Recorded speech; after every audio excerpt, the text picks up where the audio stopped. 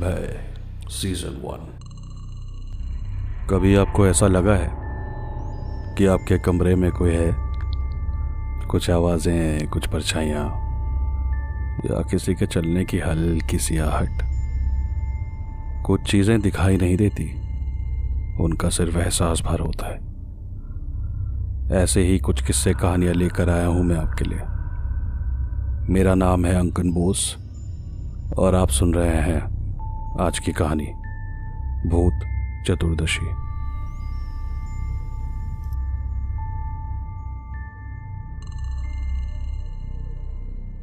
हल्दिया पश्चिम बंगाल का एक छोटा सा प्रांत, जिसके गर्भ में छुपी हैं कुछ दहला देने वाली चीखें और खून से सनी हुई एक ऐसी कहानी जिसका जिक्र करने से भी लोग डरते हैं। ये कहानी है 18वीं सदी की। बंगाल में अंग्रेजी साम्राज्य अपनी चरम पर था और साथ ही वहां का महिषादल राजवाड़ी का वर्चस्व भी। पूरे बंगाल में वहां के राजघराने के चर्चे थे और शान ऐसी कि अपनी आंखों से ना देखो तो यकीन ही ना हो। आज भी लोग कहते हैं कि वहां की महफिलों की बात ही कुछ और थी। दूर दूर से संगीतकार, कलाकार आते थे और नृत्य और संगीत से पूरा महल गूंज उठता था। ऐसी ही एक शाम दरबार सजा हुआ था और शराब और संगीत में सब डूबे हुए थे। दरबार के बीचों बीच लगे झूमर की रोशनी में नहाए हुए उस दरबार में किसी चीज की कोई कमी ना हो, इसका पूरा ध्यान रखा गया था। कोने में बिछाई गई मलमल की तोशक पर बैठे कुछ मेहमान नशे की चादर ओढ़े अपनी ही धुन में आपस में कुछ बोल रहे थे और मधुर संगीत पर नाचती नर्तकी की घुंघरुओं की आवाज से महफिल की शाम बस देखते ही बनती थी। उसकी सुंदरता ऐसी कि बड़े बड़े राजा अपना सारा साम्राज्य उसके कदमों में निछावर कर दें। शायद मेहमान उसी के बारे में बात कर रहे थे। उसके अद्भुत नृत्य ने जैसे सभी मेहमानों का दिल अपने वश में कर रखा और संगीत ऐसा कि दूर दूर के प्रांतों से आए मेहमान खुद को मंत्रमुग्ध महसूस कर रहे थे। ऐसा मनमोहक वातावरण था उस रात महिषादल राजवाड़ी का।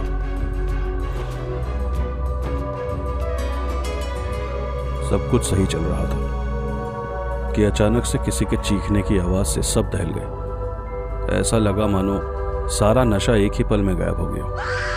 आवाज सुनकर दरबार में मौजूद सैनिक तुरंत उसकी ओर दौड़े। तुम भी जाओ और जाकर देखो क्या हुआ और फौरन हमें आकर बताओ, राजा ने अपने बगल में खड़े अपने अंगरक्षक से कहा और वो भी बाकी सैनिकों के पीछे भागा। कुछ ही देर हुई होगी कि एक सैनिक दौड़ते दौड़ते दरबार में आया। चेहरा देखकर लगता था कि जैसे जिस्म का सारा खून सूख गया हो। आंखों में भय और दर्द का एक अजीब सा एहसास था। हाँफते हाँफते तभी सी आवाज में बोले, महाराज, आपको अभी चलना होगा। महल में कुछ अनहोनी हुई है। क्या हुआ है? तुम इतने डरे हुए क्यों? राजा ने पूछा तो सैनिक बोला, कृपा करें महाराज, आप स्वयं चलकर देख लें। डरे हुए सैनिक को देखकर राजा हड़बड़ाकर तेज कदमों से दरबार से बाहर निकलकर सीधे अपने शयन कक्ष की ओर गया और वहां जो उसने देखा, उसे देखकर राजा के पैरों तले की जमीन मानो खिसक गई और बदन में दौड़ता गर्म खून एक झटके में बर्फ सा ठंडा पड़ गया। पूरा बिस्तर खून से सना हुआ था और उस पर राजा के 5 महीने के बेटे के शरीर के टुकड़े पड़े थे और बिस्तर के बगल में बेहोश पड़ी रानी को दासियां होश में लाने की कोशिश कर रही थी। ऐसा भयानक मंजर किसी ने सपने में भी ना देखा होगा। महिषादल राजवाड़ी अचानक से किसी डरावनी कहानी का जैसे हिस्सा बन गया था, जिसमें मौजूद उन किरदारों को अंदाजा भी नहीं था कि आज रात को घटने वाली ये घटना आने वाले कई सदियों तक दस्तक देती रहेगी। हे भगवान, ये क्या हो गया? राजा अपने घुटनों के बल गिर गया और सिसक सिसक कर रोने लगा। लेकिन कुछ ही पलों में उसका दुख गुस्से में बदल गया। पूरे महल को बंद कर दो, कोई बाहर नहीं जा पाए, और गुरुदेव को तत्काल यहां लेकर आओ। गुस्से से भरी लाल आंखों से घूरते हुए राजा ने अपने अंगरक्षक को आदेश दिया। जिसने भी ये किया है उसको हम छोड़ेंगे नहीं। राजा की आवाज में बदले की महक थी।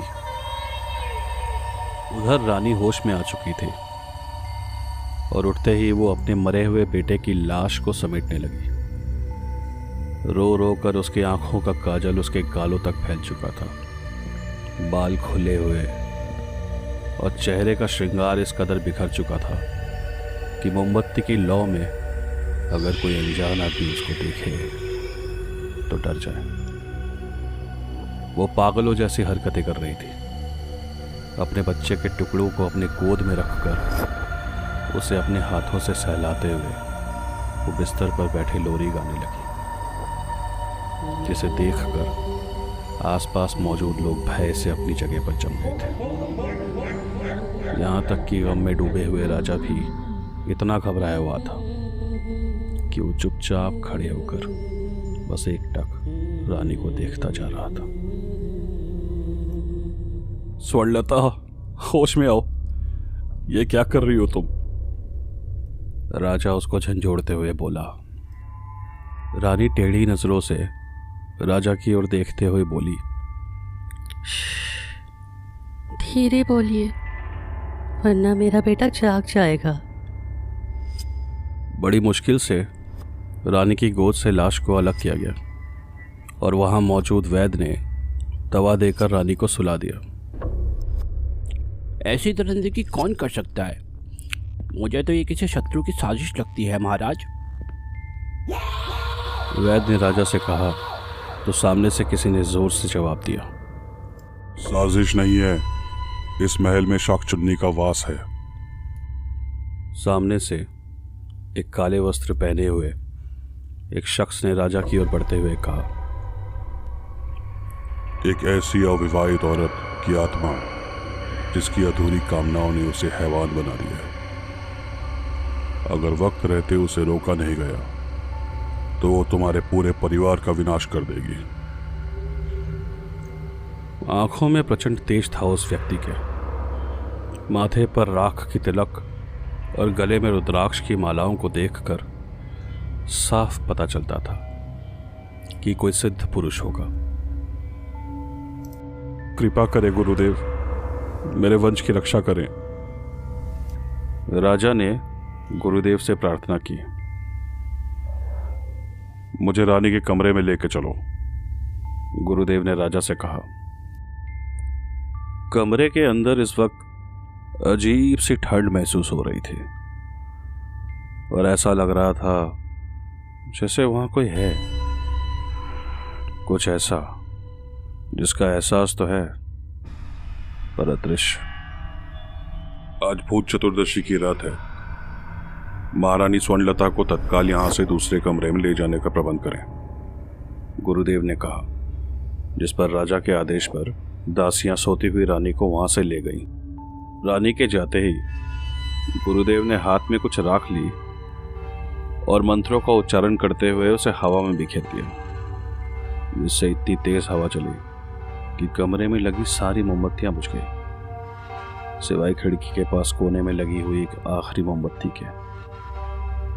जब दीवार पर सबकी नजर गई तो एक हल्की सी परछाई नजर आई, उस पर कुछ रेंग रहा हो जैसे, और फिर खिड़की से आती हुई चांद की हल्की हल्की रोशनी और हवा से फड़फड़ाती उस आखिरी जलती हुई मोमबत्ती की लौ में वो नजर आई। सफेद आंखों से घूरती हुई, सुहागन की साड़ी और हाथों में शाखा पौला पहने, बिखरे हुए हवा में लहराते काले बाल, खून से सनी लटकती जबान लिए दीवारों पर रेंगती हुई वो औरत जिंदा सड़ी गली लाश की जैसी थी। वो शरीर से इतनी बदबू आ रही थी कि वहां खड़े रहना किसी के लिए भी मुमकिन ना हो। ये सब देख के डर के मारे वहां मौजूद वैद्य कमरे से भाग गया। कौन है तू? नाम बता, वरना तू जानती है मैं क्या कर सकता हूँ। गुरुदेव ने बोला तो वो औरत हल्के से मुस्कुराती हुई बोली, क्या करेगा तू? मैं भी तो देखूं। इतना बोलकर फिर वो कभी कमरे के दीवारों पर तो कभी कमरे की छत पर जोर जोर से ठहाके लगाते हुए रेंगने लगी, इतनी तेज कि अगर पल के झपकी तो अगले पल वो कहाँ हो क्या पता। कौन हूँ मैं? इस राजा से पूछना, मुझसे क्या पूछता है? पागल एक्टर। वो एकदम से कमरे की छत पर से उल्टी लटकती हुई गुरुदेव के कानों में बोली। पीछे मुड़कर राजा और गुरुदेव ने देखा तो वो वहां नहीं थी। हाँ, कहाँ गई है? राजा कमरे के चारों ओर नजर दौड़ाते हुए बोला। दिखाई तो वो नहीं दे रही थी, पर उसका एहसास अपने बगल से गुजरते हुए राजा ने साफ महसूस किया। अपनी जगह से मत हिलना। गुरुदेव ने राजा का हाथ पकड़ते हुए कहा। ये जो भी है, इसका तुम्हारे परिवार से किसी न किसी तरह से संबंध अवश्य है। उसकी पायल की आवाज और धीमी धीमी हंसी कमरे के चारों कोने से आ रही थी। गुरुदेव ने तुरंत अपने और राजा के चारों ओर एक अभिमंत्रित घेरा बनाया और मन ही मन कुछ जाप करने लगे। भले ही वो मन में मंत्रों का उच्चारण कर रहे थे, पर हैरानी की बात थी कि पूरे महल में सुनाई दे रही थी। मंत्रों के उच्चारण के साथ में आती उसकी ठहाकों की आवाज किसी भी इंसान को पागल करने के लिए काफी थी। भूत चतुर्दशी की यह रात बहुत लंबी थी और बाहर जाने के सारे दरवाजे बंद। ऐसे में सिवाय डर के और कोई क्या महसूस करता। तकरीबन आधा घंटा बीता होगा कि किसी के घुंघरुओं की आवाज ने अब खामोश पड़े महल की चुप्पी तोड़ी। सबने जब जाके देखा तो महल के दरबार के बीचों बीच महारानी स्वर्णलता खड़ी थी। आसपास के सारे लोग डर से जमे हुए थे और वो पागलों की तरह बस नाचती जा रही थी। और जिस ताल पर वो थिरक रही थी उसे सुनकर राजा के माथे से पसीने की एक लकीर उसके गालों से होते हुए जमीन पर टपकी। क्यों? अब पहचाना मैं कौन हूँ? महारानी स्वर्णलता रुकी और राजा से पूछा, रागिनी, और तुम तो? राजा घबराई हुई लड़खड़ाती आवाज में बोला। महारानी स्वर्णलता एक रोंगटे खड़े कर देने वाली चीख के साथ महल से बाहर दौड़ी। राजा और गुरुदेव समेत महल में मौजूद सैनिक भी रानी के पीछे दौड़े। भागते भागते वो रुकी महल से थोड़ी दूर बने एक पोखर के सामने, जिसे आज हल्दिया के लोग डूबपुकुर के नाम से जानते हैं। रागिनी, स्वर्णलता, जिस नाम से चाहे पुकार लो। वो अपनी गर्दन मटकाते हुए बोली। ये सुनकर सब भौचक्के रह गए। रानी ये क्या बोल रही थी? सबको लगा उस पर शाकचुन्नी ने कब्जा कर रखा है। पर कहानी का अगला पन्ना खुलना तो अभी बाकी था। वो बिजली सी तेजी से राजा के सामने आई और उसके कानों में कहा, मुझे कब से इस रात का इंतजार था। याद है वो भूत चतुर्दशी की काली रात, जब तुमने अपने आदमियों से कहकर मुझे जंगलों में से घसीटते हुए इसी पोखर में डुबोकर मारा था। कितनी रोई थी मैं, गिड़गिड़ाई, पर तुम नहीं माने। उसकी आवाज में दर्द और परिहास का एक अजीब सा संगम था। मैं तो कब से तुम्हारे साथ हूँ। और हमारा बेटा मरा थोड़ी है। हम दोनों तो बस तुम्हारे साथ खेल रहे थे। उसने पोखर के बगल में खड़े बरगद के पेड़ की ओर इशारा करते हुए कहा। गर्भनाल में लिपटा हुआ 5 महीने का वो नन्हा सा बच्चा अपने मुड़े हुए हाथों और पैरों के बल मंद गति से उल्टा चलते हुए पेड़ से नीचे आया और धीरे धीरे उनकी तरफ बढ़ने लगा। बस इतना होना था कि वहाँ मौजूद सारे लोग भय के मारे वहाँ से अपनी जान बचाने के लिए भाग खड़े हुए, सिवाय राजा के जो हिल भी नहीं पा रहा था, और गुरुदेव जिन्हें इसके जड़ तक पहुँचना था। धीमी कदमों से आके वो बच्चा राजा के पैरों से चिपक गया। रानी के शरीर में क्यों प्रवेश किया है? गुरुदेव ने गुस्से से पूछा। मैंने कहाँ प्रवेश किया है? रानी तो उसी दिन मर गई थी जब शादी करके राजा उसको महल लाया था। उसने जवाब दिया। मतलब? गुरुदेव ने पूछा। उस रात जब डोली जंगल से होते हुए इस पोखर के पास से गुजर रही थी, रानी तो उसी दिन दिल का दौरा पड़ने से मर गई थी। फिर मैं इसको चिपक गई अट्टहास करते हुए वो बोली। और राजा मुझे महल ले आया। तब से आज तक मैं इसी दिन के इंतजार में थी।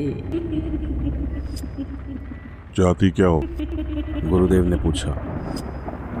राजा को साथ ले जाना चाहती हूँ, उसके सीने से लिपटना चाहती हूँ, जैसे वो स्वर्णलता के शरीर से चिपकता था, ठीक वैसे ही। जीते जी जो सुख न मिला पत्नी का, वो सुख भोगना चाहती हूँ मैं। इस बार जिस आवाज़ में उसने जवाब दिया वो किसी के भी रोंगटे खड़े कर देता। असंभव, ये नहीं हो सकता और ना मैं होने दूंगा, गुरुदेव ने कहा। क्या करेगा तू? राजा तो कुछ ही पलों में मर जाएगा। उसने एक बार फिर अपनी गर्दन मटकाते हुए कहा। उधर राजा के पैरों में असहाय दर्द महसूस हुआ और वो कर्राहा उठा। गुरुदेव ने जब राजा की ओर देखा तो उसका चेहरा सफ़ेद पड़ने लगा था, मानो जैसे उसके शरीर में खून ही ना हो। नीचे नजर गई तो पैरों से चिपका हुआ बच्चा राजा का खून पी रहा था। अपनी मौत सामने देख राजा को अपनी आंखों के आगे 3 साल पहले बीता पूरा घटनाक्रम साफ नजर आने लगा। भूत चतुर्दशी की उस रात पूरा महल दीपकों की रोशनी में नहाया हुआ था और सब लोग अगले दिन होने वाली काली पूजा की तैयारियों में लगे हुए थे। उनमें से एक रागिनी भी थी जो महल का छोटा मोटा काम किया करती थी। 20 साल की रागिनी को ऊपर वाले ने मानो खुद अपने हाथों से तराशा हो। तीखे नैन नक्श, सांवला रंग, लंबे घने कमर तक आते काले बाल, किसी राजकुमारी से कम नहीं लगती थी वो।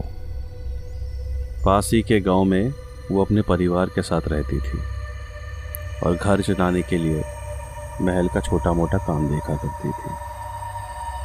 जाहिर है इतनी सुंदर लड़की के चाहने वालों की कोई कमी ना थी, पर उसका दिल तो राजा पर आया हुआ था। वो रसोई से सीधा महल की रानी बनना चाहती थी। कहते हैं जब सपने औकात से ज़्यादा बड़े हो जाएं तो उन्हें पाने का रास्ता भी किसी न किसी गुनाह से होकर गुजरता है। उस रात रागिनी ने खाने में चुपचाप से जहर मिलाया और रानी के कमरे में उन्हें खाना देने चली गई। महारानी रूपमती राजा की पहली पत्नी थी और 6 महीने के गर्भ से थी। रानी को खाना देकर उसने राजा के कमरे में प्रवेश किया और उन्हें खाना दिया और बाहर निकल गई। खाने में मिलाई हुई बेहोशी की दवा से राजा कुछ ही देर में सो गया और उधर रानी अपनी गर्भ में पल रहे 6 महीने के बच्चे के साथ तड़प तड़प कर मर गई। इस वक्त महल में जो चल रहा था उसकी खबर किसी को ना थी, और उधर बेहोश पड़े राजा के कमरे में एक बार फिर से रागिनी दाखिल हुई। वासना की आग में डूबी रागिनी ने राजा के साथ शारीरिक संबंध बनाए और किसी के पता चलने से पहले ही वहां से निकल गई। अगले दिन सुबह जब राजा को रानी की मौत का पता चला तो गुस्से और गम से पागल सा हो गया था। तफ्तीश करने पर पिछली रात का पूरा कच्चा चिट्ठा खुल गया और गुस्साए राजा ने अपने आदमियों से कहकर रागिनी को मौत के घाट उतार दिया। और उस वक्त किसे पता था कि रागिनी के पेट में राजा का अंश था, जो आज गर्भनाल में लिपटा भयावह पिशाच के रूप में राजा के पैरों से चिपका हुआ उसका खून पी रहा था। राजा को बचाने के लिए गुरुदेव ने अपने कमंडल में से 2 बूंद पवित्र जल उस पिशाच रूपी बालक के ऊपर डाला, जिससे वो एक कूक के साथ उसके पैरों से अलग होकर दूर जा गिरा और जमीन पर छटपटाने लगा। राजा कमजोरी के मारे जमीन पर गिरा। होश तो था उसे, पर शरीर में जैसे जान ही ना हो। मेरे बच्चे को मारेगा तू? रागिनी ने अपनी लटकी हुई जीभ से कमंडल पर वार किया, जिससे सारा जल धरती पर गिर गया और गुरुदेव के कदम लड़खड़ा गए। गुरुदेव ने तुरंत खुद को संभालते हुए दर्द से तड़पते हुए उस बच्चे की ओर बढ़े और उसे अपनी गोद में उठा लिया। देख, तेरी वासना और तेरे जिद का अंजाम। न ये बच्चा जिंदा है न मुर्दा। जीवन मरण के बीच फंसे इस बालक को कभी भी मुक्ति नहीं मिलेगी और ये हमेशा ऐसे ही तड़पता रहेगा। 2 नहीं 3 हत्याओं की जिम्मेदार है तू। राजा ने तो सिर्फ तुझे सजा दी थी, तूने तो पाप किया है। देख इसे। गुरुदेव ने बच्चे को हाथों से पकड़कर रागिनी को दिखाया। दर्द से कराते उस बच्चे को देख रागिनी का गुस्सा शांत हुआ और उसकी आंखों से बहते खून की धारें उसके चेहरे से होते हुए जमीन पर गिरने लगी। रोती हुई शाकचुन्नी को देखा है कभी? उम्मीद करता हूं ऐसा आपके साथ कभी ना हो। मेरा बच्चा मुझे दे दो। उसने अपने हाथ आगे बढ़ाए तो गुरुदेव ने उसे उसके हाथों में सौंप दिया। अपने लंबे नाखूनों से जैसे ही उसने अपने बच्चे को सहलाया तो वो भी शांत हो गया। इसे सिर्फ तू मुक्त कर सकती है। जा, वापस चली जा जहां से आई है और लौट कर फिर मत आना। मैं तेरे और तेरे बच्चे की मुक्ति की प्रार्थना करूंगा। भगवान तुझे तेरे पापों से मुक्त करे, गुरुदेव ने रागिनी से कहा। रोती हुई आंखों के साथ उस रात रागिनी ने अपने बच्चे को उसी पोखर में डुबो दिया जहां उसकी लाश दफन थी। उस रात उसने अपने बच्चे को तो मुक्त कर दिया, पर उसकी मुक्ति सिर्फ तभी संभव थी जब वो अपने अधूरी इच्छाओं से मुक्त होती। अपने जीवन काल में जो व्यक्ति स्वार्थी, लालची और ईर्ष्या से भरा हो, उसके लिए मौत के बाद भी अपनी इच्छाओं से पीछा छुड़ाना उतना आसान नहीं होता। उस रात गुरुजी की वजह से राजा की जान तो बच गई, पर डूबपुकुर में आज भी हर 25 साल बाद भूत चतुर्दशी की अगली सुबह किसी न किसी की लाश तैरती हुई मिलती है। कहते हैं कि आज भी अक्सर आसपास के लोगों को पोखर के पास रातों में किसी के पायलों की आवाज सुनाई देती है। तो अगर आधी रात को आपके दरवाजे पर दस्तक हो तो खोलने से पहले ये जरूर जान लें कि बाहर कोई जाना पहचाना है या फिर আমি কি ভেতরে আসতে পারি?